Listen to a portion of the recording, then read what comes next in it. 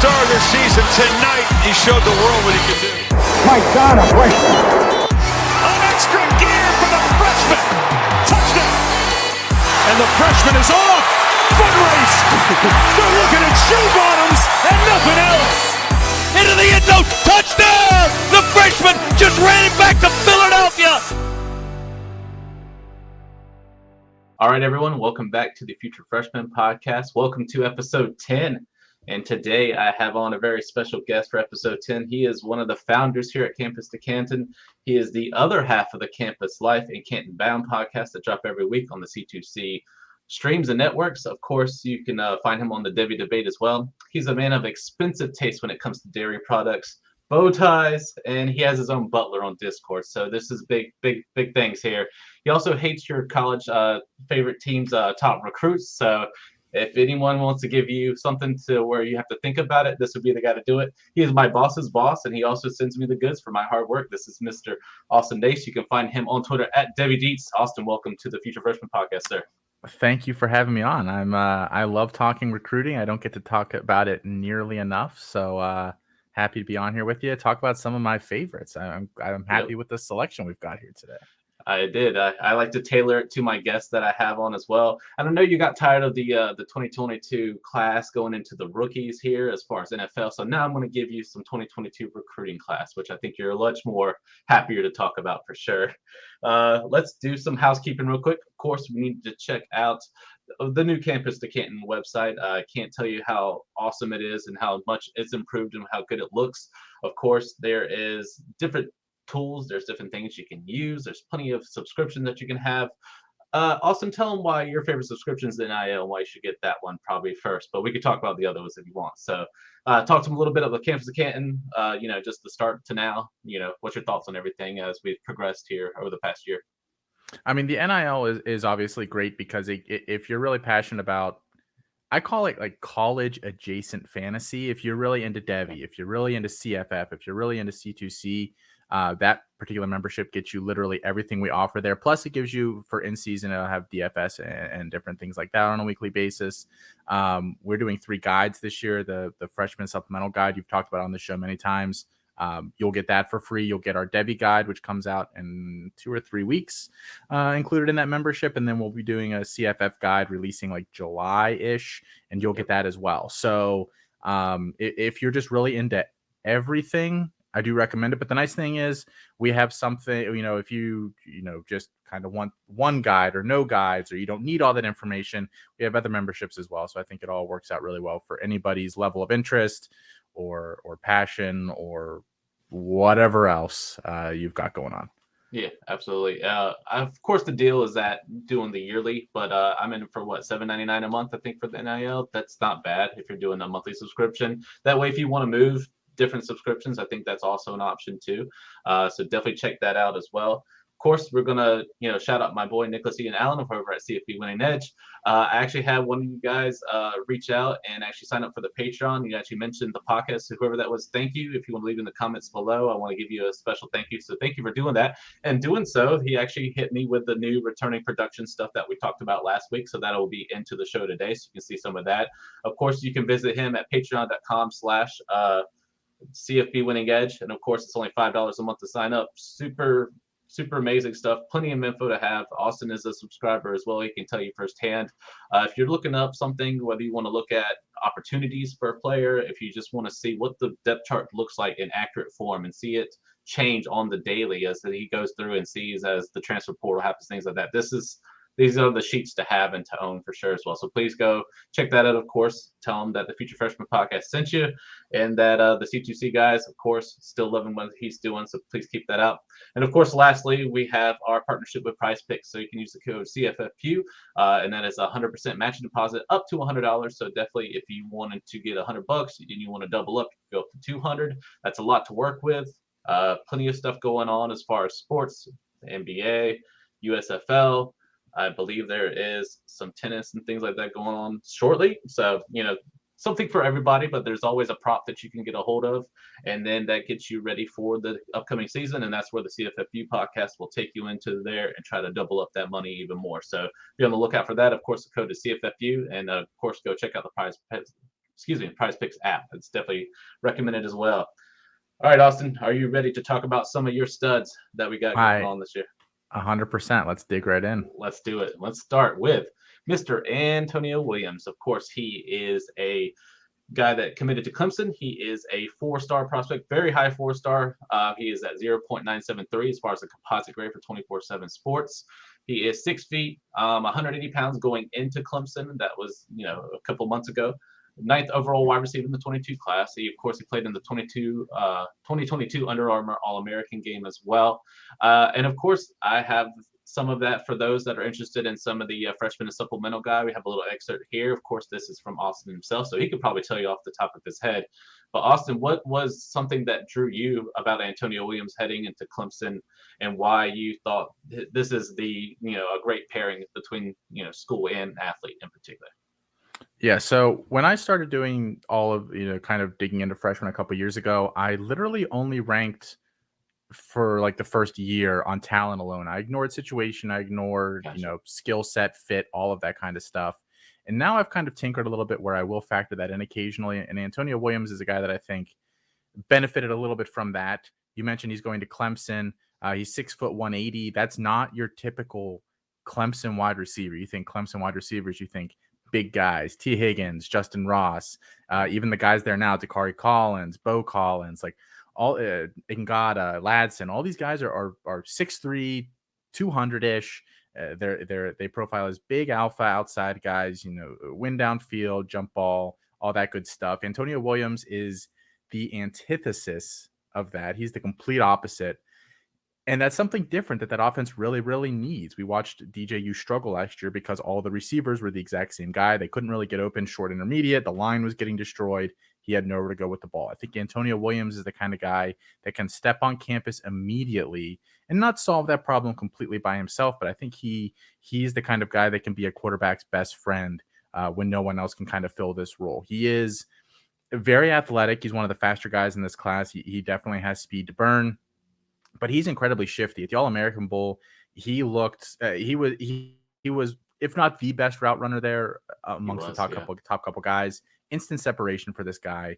So I think pairing him in an offense that doesn't have a lot of that, I think just meshes up really, really well with his skill set. And not to mention the fact that he's just extremely dynamic. I think he can be a guy that can play slot or boundary. I think he can threaten all three levels of a defense, short, intermediate, and deep. And that's when you start talking about a guy that is really, really versatile. Some guys can line up all the cross, but can't short, intermediate, deep. And some guys are the opposite. He can do it all. So I think that profile just screams bye for me.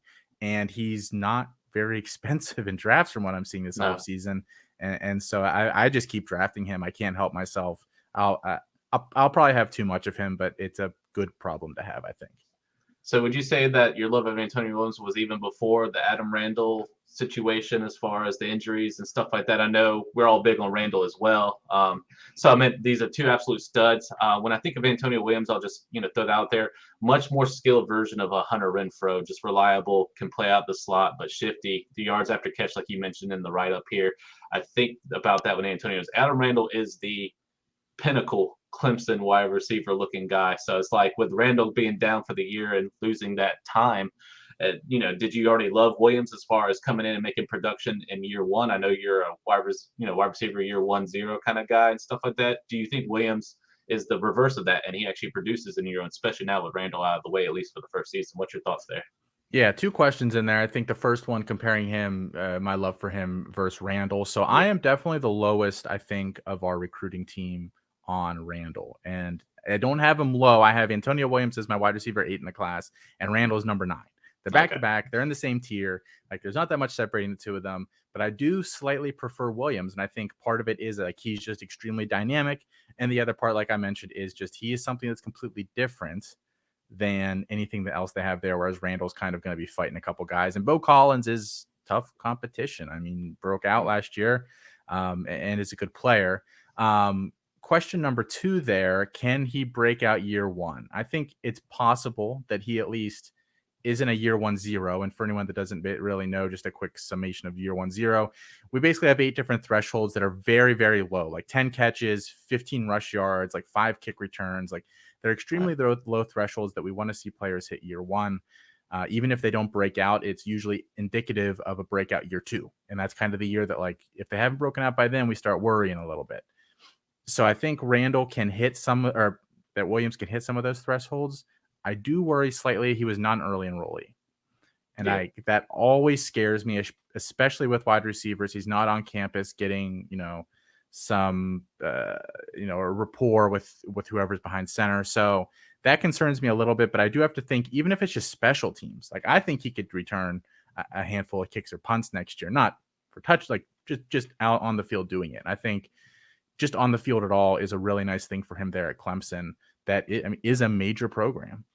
Yeah. The cool thing about Clemson, and it's like, other teams like the Ohio States and stuff like that, if they wanted to literally just have like a, hockey type situation, first strings that, just swap them in. And if, wide receivers need to get rest and stuff like that, they have the talent and the depth to do that, other than, smaller P5 schools that don't have that luxury and things like that. So I think Williams definitely could get in and at least hit the year one maximum. And I didn't know how low it was. I know, Colin was telling me last week, it's very bare minimum, but those are definitely easy numbers to obtain usually in your freshman year as well. With Randall being out, do you think, and we'll ask this before we move into some of the depth chart and deep dive a little bit, but do you think with Randall being out now and, now Williams comes in the fall, is Randall now, by default, he's, wide receiver 1-0, but do you think in his sophomore year that also applies to him in year one, if that's his technical year one, or do you think him and Williams kind of level out as they go into year two? What's your thoughts there? So when I developed the original year 1-0 theory, if a player was out for the season due to injury, I did not count that as their first year. Gotcha. Chris Moxley fine-tuned this, and did a much better job than I ever could. Expanded the thresholds a little bit, tinkered a little bit, and he does not account for injury. So if you miss the whole first year, his system doesn't differentiate, and that I completely just like go with what he has now.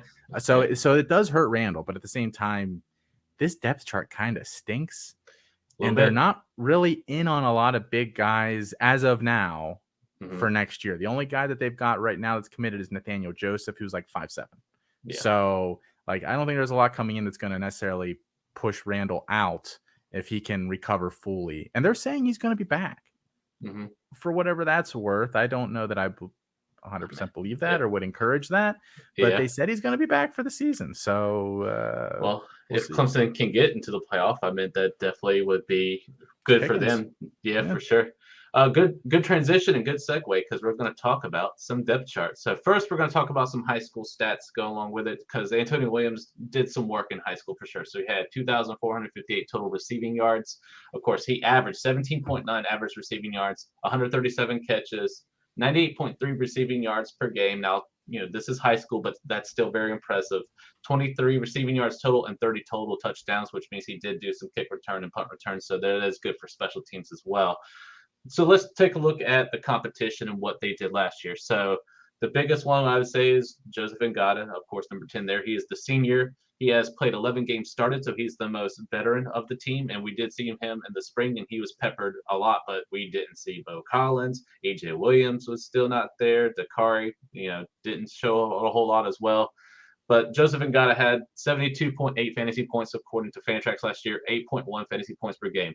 That's kind of yucky. That means I can't even start him. I can't even put him on flex. If you're putting him on the bench, I don't even know if I want to put him up on waivers. And I'm talking to CFF now. If this is C2C, for sure, someone probably has Nagata at least stashed away.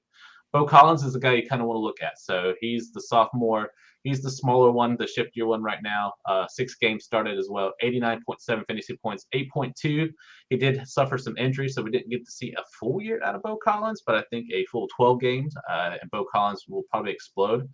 Of course, the other one would probably be EJ Williams here. He's also a junior. He's 6 games started as well. Only had 13.6 fantasy points.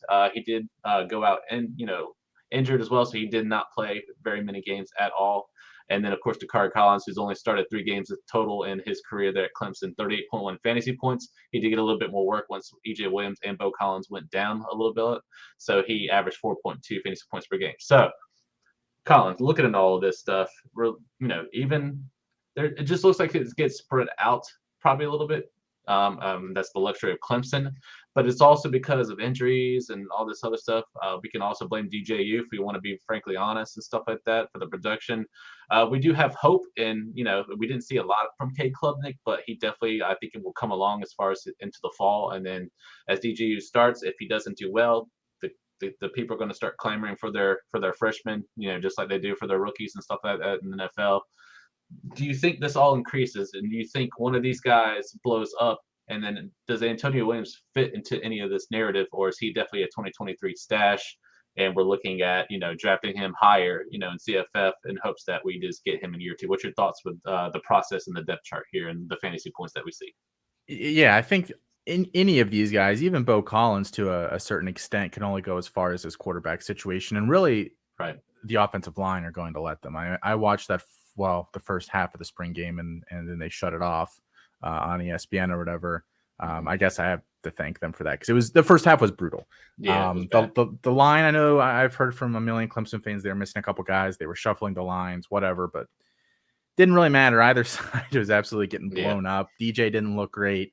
Klubnik looked okay, but I noticed they had Dabo mic'd up for the game, and he kept yelling at him. He was not diagnosing blitzes correctly, and he got himself sacked a couple times. So both of them are kind of works in progress. And I do think, regardless of what goes on there this year, I think it's another mild offensive year there for Clemson, which I do think that, if you're in just a CFF league, Antonio Williams wouldn't be a guy that I'm clamoring to get early in a draft this year, just because I think year 1 is going to be, if any production, very modest. And I'm really just hoping kick return stuff is what kind of gets him on the field here early, because they have Brandon Spector as well. Yeah, they do. If you were thinking, Twin Towers on the outside and Williams in the slot, Spector is not a bad slot guy, and he looked pretty good with Klubnik in that spring game. So I think there are definitely a lot of things working against him, but I also think, I think he can get out there at least a little bit.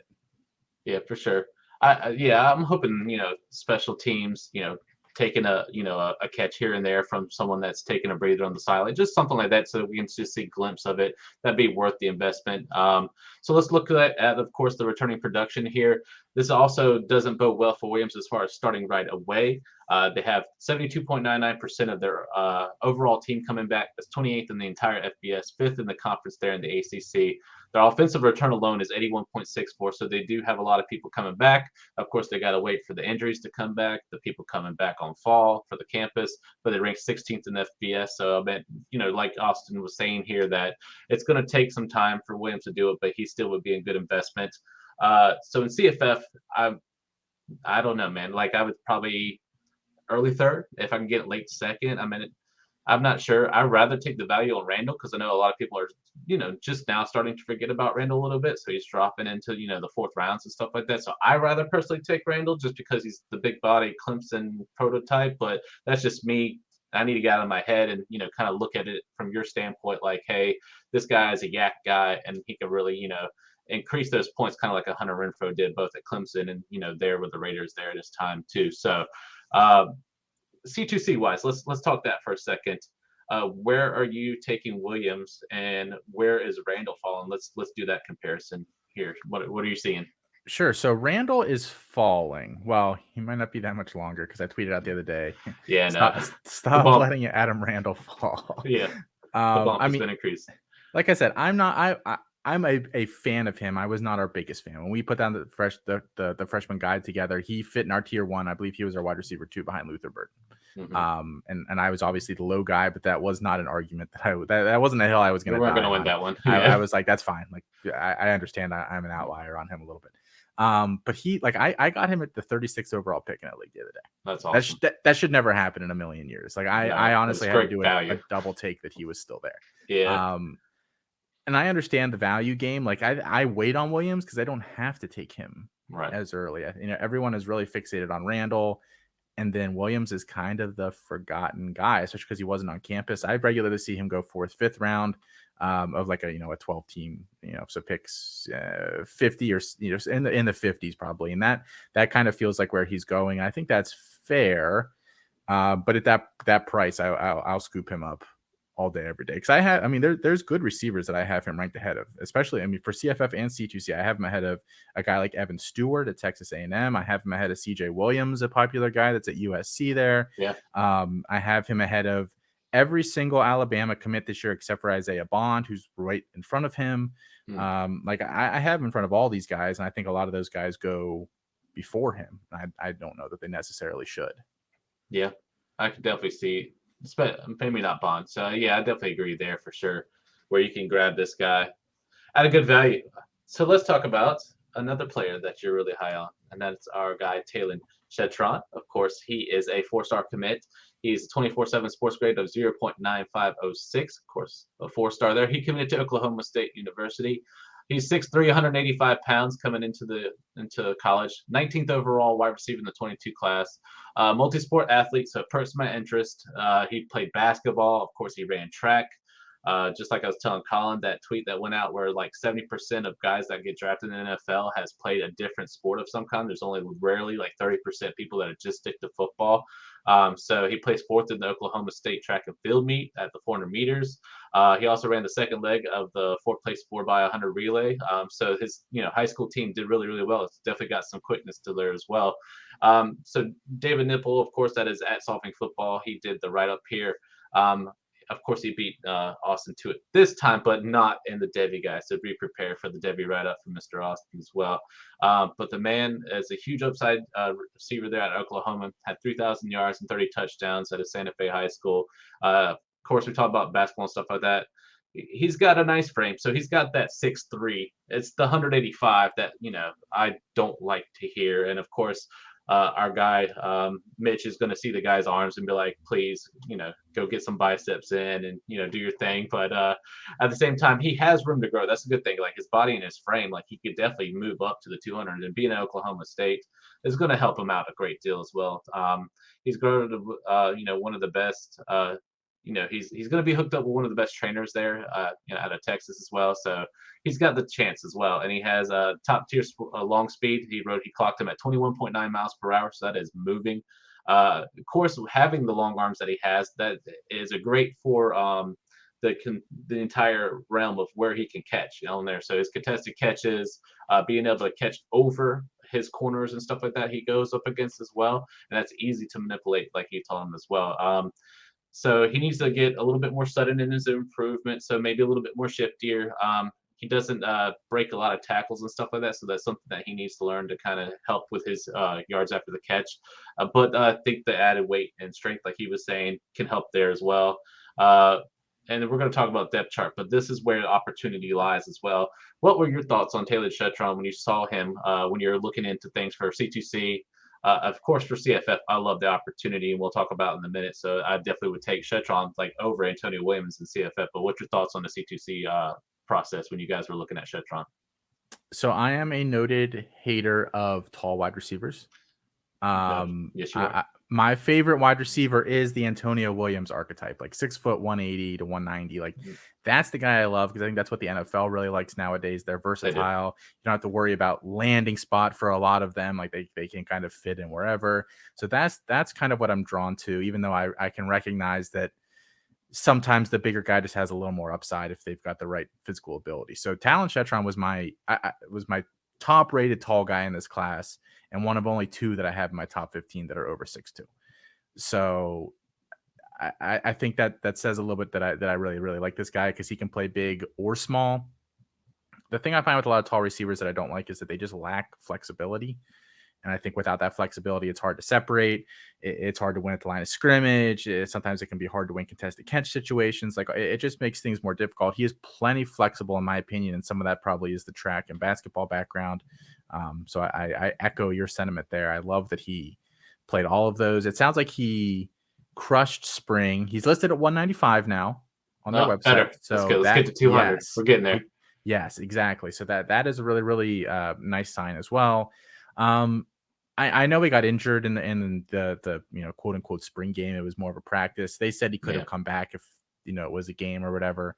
I think he plays significant snaps this year. I don't want to say that he starts, at least not off the bat, but I mean, I know we're going to talk depth chart in a minute, but if you just look at that roster, like They had Tay Martin last year as their number one guy. He's gone. They don't really have a lot of other boundary experience there. So we'll talk I about think Presley, but I'm not the biggest Presley guy either. So no, and he's just not what that offense usually calls for. Like, right. you know how it is. Like, there's just some offenses like Mike Gundy prefers his top wide receiver to be 6'2", 6'3", like 195 pounds, kind of, win contested catch stuff downfield, and that's his bread and butter to a T. So I think the combination of talent and fit is really enticing. He's my wide receiver 4 in the class, the very, very top of my tier 2.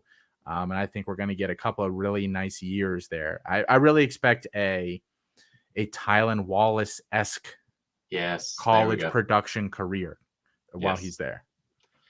Yeah, it's just a matter if he can do it, starting in year 1. But the opportunity's here, and let's talk about opportunity. First, we'll go into his high school stats because the guy got busy. So 3,194 total receiving yards, 15.1 he averaged for average receiving yards, 211 catches total, 86.3 receiving yards per game, so almost right on up there with Antonio Williams, 34 receiving touchdowns and 36 total touchdowns.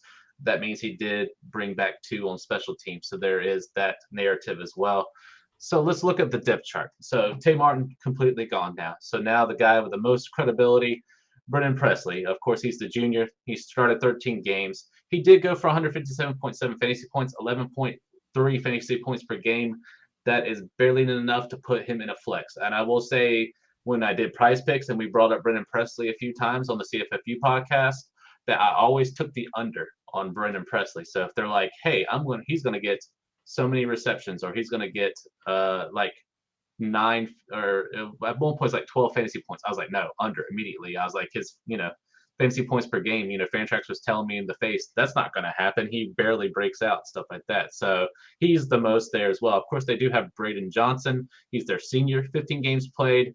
However, he did sustain injury last year. He only had 3.5 fantasy points the whole entire year, 1.8 fantasy points per game. He is back, but I don't think that's hard to take over, if I'm being very honest. I don't see him as high, because I will look, when we're looking at this from CFP Winning Edge, he does list the actual 24/7 ratings, and Taylor and Stretron is high and above as far as their ranking and stuff like that. Even Brendan Presley, who's only 0.85, so he was, I think, a high 3-star, almost a 4-star, if I'm not mistaken, as well.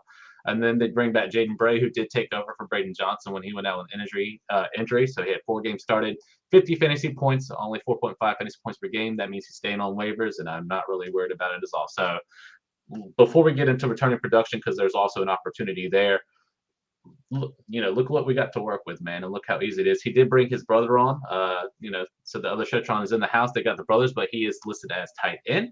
Yeah, so careful when you're drafting. I've seen T. Shetron on there a couple times and be like, oh, he's still there. And then it's like, oh, no, that's his brother. So yes, heads up everybody on that one, especially in freshman drafts or in C2C, or if you're doing startups or anything like that. Just be very careful. Make sure that you're looking at the full list, and then look at the wide receiver and tight end part, because that's going to get you. But that's also going to be fun to see. Probably, I'm like, we should have tried to caught that. I don't know. We're going to find out, right? So seeing that, I mean, that's where the opportunity lies, and that's where I love the landing spot. That's probably where opportunity, is definitely something in CFF that we look at, and this screams opportunity to the max, and that's why I take him very much highly right now. Of course, over Adam Randall, of course, over Antonio Williams now. So, but he's right on up there in the stratosphere. I wouldn't say he's like my love of like Matthew Golden per se, or things like that, where I, bang the table and hype the train. But Stretron is right on up there. Like a lot of people would probably value him in the second. I would probably take him in a low first if, some of my guys got picked. It all depends on roster construction, things like that. So if you got a wide receiver that you're looking to have, good 3 years out of, this is the guy I'd take. Do you guys share that same sentiment in C2C when you guys are drafting him, or do you think he falls a little bit just because of how many players that you guys have and how many rounds that you have? He doesn't fall that far. I know we had him pretty high in the guide. He was tier 2, I believe. I don't remember the exact ranking, but he certainly scored high for all of us. What do you think the odds are that he is their leading receiver by the end of the year? Maybe not like in total, but like, like over the last 5 games, would it shock you if he's just has taken that role by that point and kind of crushes down? I would give it like a 48%. I know the specific, but I would be right under 50% chance that he could probably get that done. Like I said, it's just Presley he really has to worry about. Johnson and Bray, I really have no qualms. I mean, they're decent receivers, but they're nothing on the level of Shetron, So I see it more like Shetron, Presley, maybe. I don't know who their tight end. I forget who it was. Oh, it's Braden Cassidy. He's their senior. And he's decent, but even Shetron's brother could overtake him as well. I mean, this is a wide open contest for sure. But yeah, like 48%, very, very easily. And the other thing you don't have to worry about with him, in my opinion at least, is new quarterback, his second year there. It's probably going to be Garrett Ranhel, kid who comes in this year. By all reports, he looked pretty good in spring. He doesn't quite have the arm as some of the other guys they've had there as of late, but he's just like super accurate, really smart kid. So I think he'll I think the back shoulder fade to Shetron will be a common sight his second and third year there with Ranhel. So I'm not worried at all about after Sanders leaves this year, what's going on there either. I was going to get your take. What's your thoughts on Spencer Sanders in this lineup? It just seems underwhelming, if that means. I've never been a Spencer Sanders guy. Love the last name. Last name's fantastic, but as far as overall talent, like he's just kind of, you know what I'm saying? Like he was highly touted. We took him high in CFF. Then we learned our lesson. So now he's like, you catch him at a value. He's a good plug and play, but he wouldn't be a guy that would start as like first or second quarterback in CFF, and that's telling you something because he could start to, like he would be my third option or a fourth. What's your thoughts on Sanders as far as going into this year, and then with Shetron coming into the mix? What's your thoughts there? I do think part of it with them is that offense is just not a super aggressive offense. Like they'll dink and dunk and then look for that big shot to whoever their big guy is. And I think Sanders is the kind of guy that probably wants to push the ball a lot more than they've let him do. Now, how effective he'd be at doing that, I'm not entirely sure. There's probably a reason why they're not letting him do that all the time. He looked good in the bowl game. I mean, I think by now we know what we have with him. Like I'm not expecting a year. What is this? A year 6 jump or a year 5 jump? I think he's a super senior this year. Yeah, like this is his last shot. So, but I don't. He doesn't actively hurt anybody. I mean, he's had some nice producers there, so he's not going to just crush all the options there. No, I just miss guys like a Tylan Wallace that's able to just get open, so that's much easier for someone like Sanders for sure. All right, to drive the point home, let's just look at returning production here for Oklahoma State. Overall, they're only returning 54.30, so that's a little lower than what you've seen. That's why the FBS rank is over at 105th overall. Conference ranked the 7th, so they are in desperate need of some newer guys to come into this mix and make a difference for them to be competitive and get right back into these bowl mix and compete, for playoff contention. Offensive, they are bringing back 68.58, but that is the 48th rank, so barely in the top 50 as far as overall. That screams opportunity and that's where I love the returning production and what Nicholas brings to the table here, because it shows me, like this is a great pairing. This is opportunity, this is talent, this is the right fit, and this is a guy that fits the Gundy system. And I love what I, see. He might be tweaked up, but he should be good to go by the fall. I'm sure he'll be nice and healed and, be ready to go. Any last thoughts on Shetron before we move on, good sir? No, just really excited, and I think I really do think he can bring the Oklahoma State receiver back into vogue. We've kind of forgotten about them over the past couple of years. Yes, I miss the Tylan Wallace hype for sure. I think Shetron is our next guy for that for sure. So definitely keep an eye out. Remember the right Shetron when you're drafting. Make sure you grab him early. Take his brother later on or on flyers. All right, let's move on. And of course, this is a guy that you brought to my attention. I did not know too much about Cartavius Norton. I call him the antivirus because of the last name. Why not? I think we should give him a nickname. But I do love the landing spot. So when I got a chance, you like that, didn't you? It was really good. Yes, I've never heard that before. That's good. That's good. It's going to be the antivirus to spread it. Devy Debate, all of them, all the campuses. I'll do the Canton one just like, hey, Cartavius Norton, now the antivirus. Oh, man, you're the man. So, guys, 5'11" at 210 pounds. I love that comp. That's really good. And you can see in this picture, if you're watching on YouTube, the guy's got some, he's got some, stuff, some mass to him, a good beefy running back. That's kind of what we're looking for, just to kind of make sure stuff happens as well.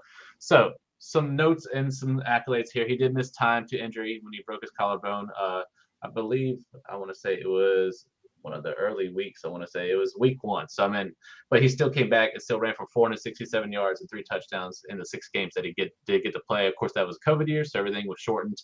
In 2019, he did average 4.3 yards per carry, which I love to see, and 404 yards on the ground and 4 touchdowns. I believe I'm not mistaken, that was his sophomore year. So let's look at his high school stats per the Cyclones. Of course, I had, nothing at 24/7, so I had to go digging deep. Luckily, the website helped me out. So he did record 1,266 yards, 16 touchdowns on 153 carries. He did lead his team to a 9-2 record and a state playoff appearance as a senior, so great production there as well. He also snared 22 passes for 382 yards and a pair of touchdowns. So I love a good catching and running on there as well. We're needing something like that at Iowa State, and we'll talk about that here shortly. He did rush for 467 yards, 3 touchdowns. He caught 15 passes, 208 yards, and 2 touchdowns in 6 games as a junior. Of course, we talked about that, and then he ran for the 404 yards as the sophomore. Overall, he's compiled 2,825 yards and 27 touchdowns over this final 3 seasons. So that is getting it done. So we're going to transition. Well, before we talk about depth chart, let's talk about why Norton and why you really are high on him, because as a 3-star, I love it because he's a very high 3-star. I think with some of the stuff I did get to see, he's got the tangibles to become a 4-star or increase as his years progress.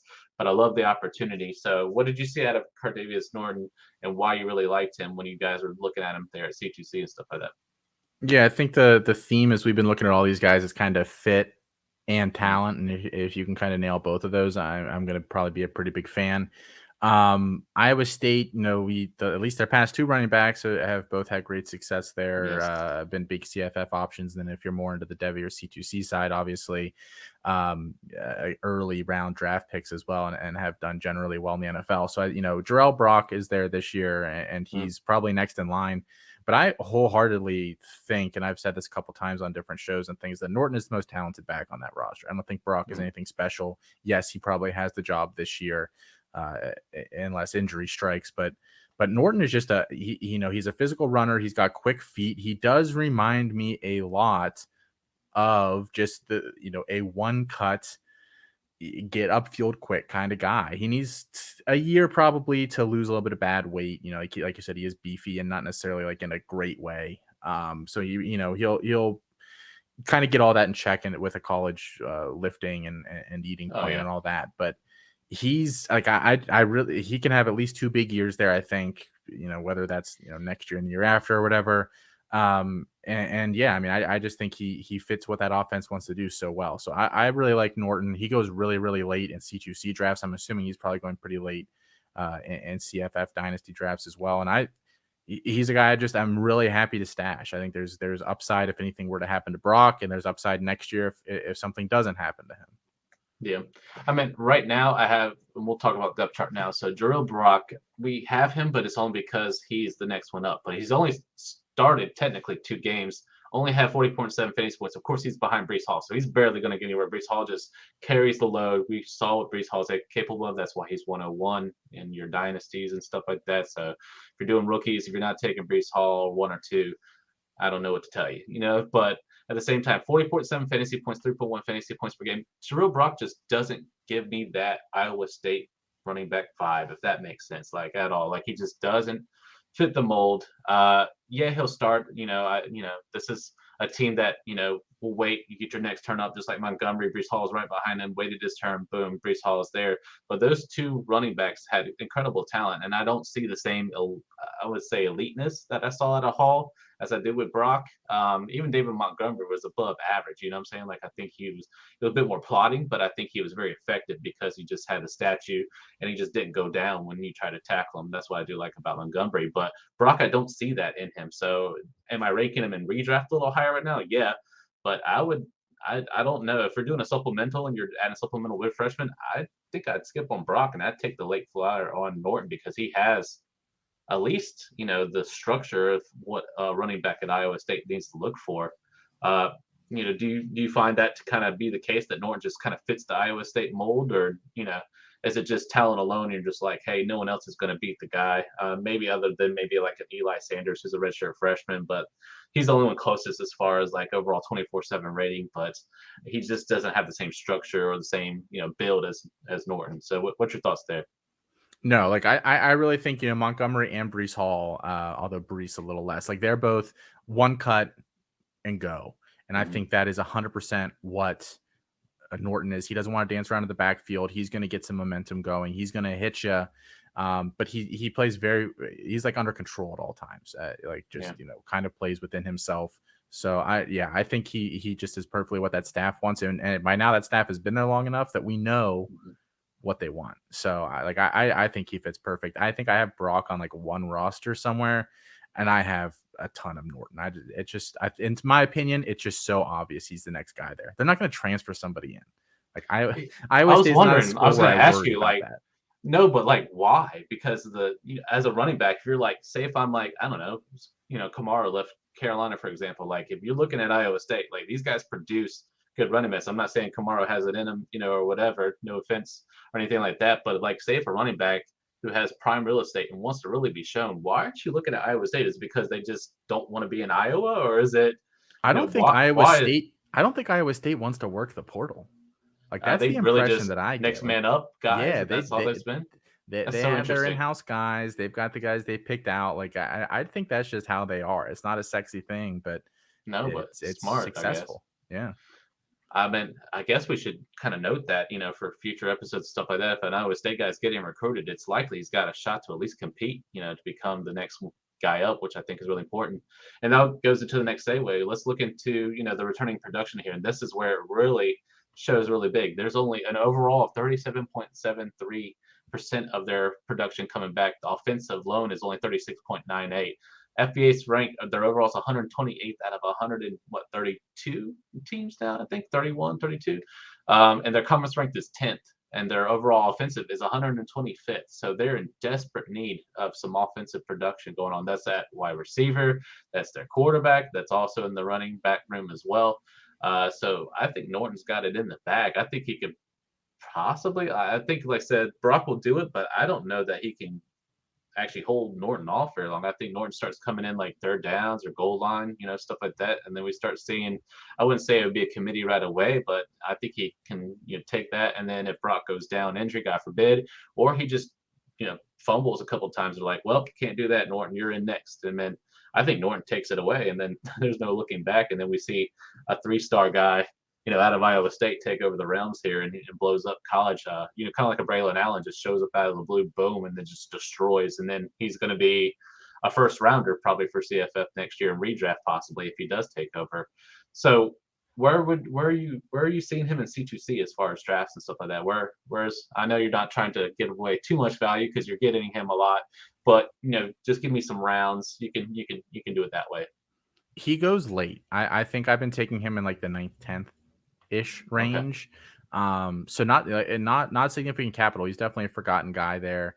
3 stars, like probably waiting a year. So people are off of him, but I don't know if I've taken him in every draft so far, but pretty darn close to it if I haven't. Yeah. Man, so if it's 9th or 10th in C2C, that's probably telling me that I could probably get him in like 12 to 16 rounds when it comes to CFF and stuff like that, which is great value.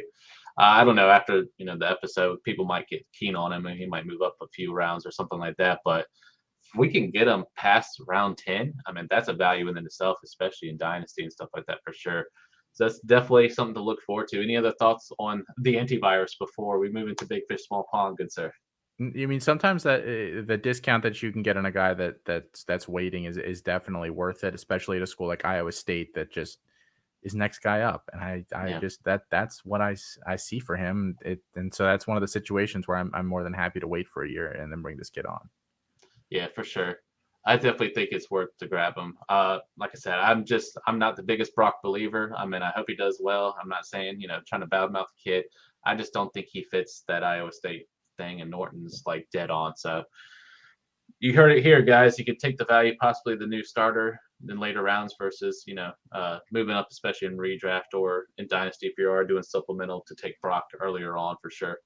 All right, man, let's move into the Big Fish, Small Pond. And this week we have a quarterback. Of course, this is Mr. Jaxson Dailey. He is a 3-star prospect from 24/7 Sports. He is 0.8646. He is 6'2", 190 pounds coming into the school as well. He was committed to Arkansas State, so he is part of the Red Wolves, which has some quarterback, a little bit of lineage of people that transfer in, and that's where we'll talk about that in a minute as well. But he did get some Power 5 offers. One was Michigan, which I thought was super interesting, and of course Iowa State, which I thought was pretty interesting as well. So he did had some look from some Power 5 schools. So he did. Let's look at his accolades and notes. So he posted 22-2 record as a starter. He passed for 3,585 yards and 40 touchdowns in the last 2 seasons. He led his high school to a 12-1 record in the 2021 class championship, of course, the state championship, which is the first in school history, which is kind of what got me onto Jaxson Dailey. I was like, okay, this kid is actually, producing. He seems to be a leader as well. He is from the state of Iowa, so I thought it was a good transition to move over from Iowa State to this guy this week as well. He did win the state honors from the Iowa Print Sports Writers Association, which I thought was pretty cool. He completed 134, 222 passes for 1,865 yards and 20 touchdowns. He added 257 rushing yards and 4 scores on the ground, which I liked as well. So that means that we're not looking at a stand in the pocket type of guy. He can do that, but he's also able to get out and run with his legs as well. And of course, we call that a Konami or a cheat code, especially in fantasy as well. We're always looking for the next guy that can break out and become a Lamar Jackson or someone in that realm of possibilities as well. He was an all Iowa elite team quarterback. He did, I believe, tried to. I think he was in the Elite 11 camps. I did see that he did that as well. So the kid's got some talent to go along with it. So looking at his stuff, I feel like he needs to fill in a little bit more at 6'2". Definitely has some room to, buff up. Of course, Arkansas State is one of the, the smaller G5 schools and stuff like that, but I'm pretty sure they have a decent weight room and, a decent meal plan. It might not be to the P5 level where they just feed you every 3 hours or something like that, but I'm pretty sure it's like enough to get the job done because it is, at the Division I level. So have you had a chance to look at Jaxson Dailey, or did you come across him at all in your guys' process or anything like that? Didn't watch until you had put him on the sheet here. Figured I'd go check him out so I didn't sound like a total idiot as we hopped on here. Interest, like you said, he won a state title. He played with a bunch of other big names. He played with Xavier in Wapanka. I'm not going to try it again. Yeah. That 5-star safety that's going to Iowa. Yeah, the safety. There's an offensive tackle there that's there for next year as well. So big high school, pretty solid teammates. I mean, my comments, like, he moves okay. He's not like amazing as a runner, like athletically looking. And then he brings the ball really low when he throws, but he looked accurate, drew a bunch of, bucket shots. So, I mean, Arkansas State, the level of competition isn't great. Give him a year or two or whatever and see what happens. He's intriguing. I'm probably not going to roster him anywhere, but I'll probably be watch listing him just to see what happens over the next year or two. Oh, yeah. He's definitely on the watch list or the waiver wire, the guys you put the star on just to see on there. And here's why. So we're looking at the depth chart, right? So James Blackman, of course, the incumbent coming from Florida State. He has, started 30 games over in his journeyman life there, but it only averages 81.9 fantasy points per game, 13.6 fantasy points per game. That's not going to be in my starting lineup, unfortunately. He will be, that's a stash because, the name Blackman and stuff like that, like he has some tout because of the schools that he went with. We were hoping that going to a G5 school that, he would almost double what he did at Florida State. That's not necessarily the case. And of course, they did bring in A.J. Mayer, who was the quarterback from Miami of Ohio. He started 5 games, I believe, last year, 76.7 fantasy points per game, only 11 fantasy points per game. They did lose, was it Corey Rucker, I believe, was Arkansas State, right? And then he moved over, or was it a different team? They lost somebody. I forget who it is, though. It was the wide receiver, the one there. I forget. Wait, Rucker? Was it Rucker? Yeah, Rucker's at South Carolina now, yeah. Yeah, so they lost their top wide receiver, but they do have some talent. For some reason, they always bring in like a decent like 3-star or like a really high end like 2-star, and they just wind up blowing up and then being like pretty decent, especially for CFF purposes. There's always like a starter there that we can at least put on a roster and stuff like that. But both of these quarterbacks are seniors, meaning that the next man up is Jaxson Dailey, who has 5 years of eligibility. My bad. So like the dude has opportunities to get it done. So let's look at, what's coming back to Arkansas State. So overall, They only have 48.5.2% of overall production come back. That's 121st. That's almost as bad as Iowa State. Of course, the conference rank in Arkansas State is 14th. That's almost, I believe, dead last, if I'm not mistaken. And then the offensive return is only 45.83%. Of course, that does mean Rucker is part of that as well, that he factored into. FBS ranked of 113th. So opportunity abounds. I know I don't think you've watched too much Arkansas State, probably other than just scouting Rucker and things like that. But what the stuff you have seen and seeing the Sun Belt, games like that. Of course, Maction is some of my favorite stuff to watch. But with Sun Belt and stuff like that, is pretty close to the same kind of process. Do you think Jaxson Dailey has the intangibles at the G5 level, to kind of get that done, or do you think, this guy we might see another transfer because this is a transfer high type of university, especially for the guys that just don't get it done in the P5 and they kind of move to G5. Do you think Dailey sees the light of day? We'll go with that. Maybe, and I mean their wide receiver room still is decent. They have Trevelyan Hunt and Jeff Foreman, so it's not. I can think of a lot worse situations to be stepping into, and they always seem like they have a guy or two there. So as long as he can get that job, I think I would certainly be interested. I wish he was just a little bit better rusher. I'd have to look and see exactly what, because I know some of the guys have determined, like, if you're not hitting like 10% market share or something for your high school team, you're probably, like, the odds of you doing it in college are extremely low. I'd be interested to see if he hit that kind of mark or not. Judging by the stats that you have here and what I watched, I kind of doubt it, but he might be close. So, if he was a little better rusher, I would probably be like way in on this kid as a guy I'm paying attention to. Yeah, when I first saw the stats, I was like, no, there's no way. Like, I was like, wow, this kid's got some moves. And then I went to look, I was like, no, it's just, the competition and stuff like that. They just allowed him to kind of get out of the pocket. So I do agree that he doesn't blow up the scales like Lamar Jackson, like we talked about, or anything like that. But he definitely, at least he can get out of the pocket. That's good. He's not a stiff cardboard that just stands up at, and stuff like that. At least he can move around and get it done. So at least he can increase the play, and that's going to come, helpful, because with offensive return of only 48%, that's probably some offensive linemen as well. So there's going to be some growing pains there. So I'm assuming, if Blackman or Mayer can't get it done, we might see, look at Dailey. I don't think it's year one. But this isn't a guy that I wouldn't be, taking in any rounds, whether it's C2C or CFF. I definitely believe that we could probably get him on a waiver or a watch list for sure. Any final thoughts on Jaxson Dailey, good sir? No, I don't think so. I mean, Lane Hatcher was decent there last year, and Lane Hatcher kind of stinks. So I mean, you don't have to be an amazing player to put up decent numbers there. So why not? Why not this kid? Yep. One last thing, Hatcher did move, I believe, to Texas State, and then also Lincoln Pear, who I actually had for the Red Wolves on CFF Dynasty because he was actually doing really well, has transferred to Texas State as well. So more production being abound. So we also are probably looking for a running back here as well at Arkansas State. So that might be something I might dive into here in the next coming weeks too. So we'll check that out. But one, I want to thank you, Austin, for coming on to the Future Freshmen Podcast.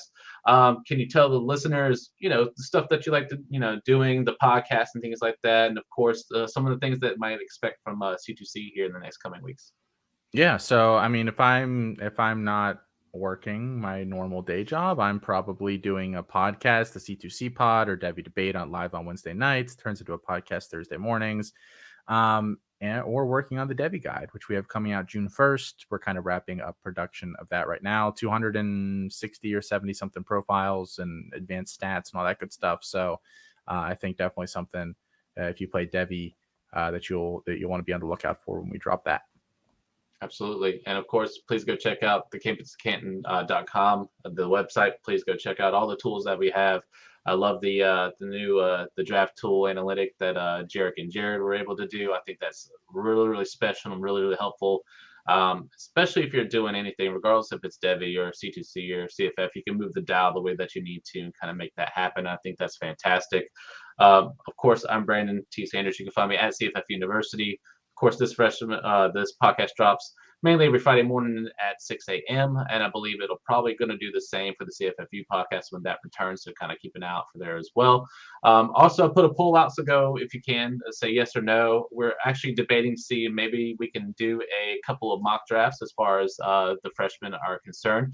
for CFF purposes mainly, but who knows? We might have one for C2C as well, just to kind of get the differences. So we might have a couple episodes there. If you're interested in something like that, comment down below. Yes, if you're on YouTube, or go over on Twitter and just hit me up on Twitter.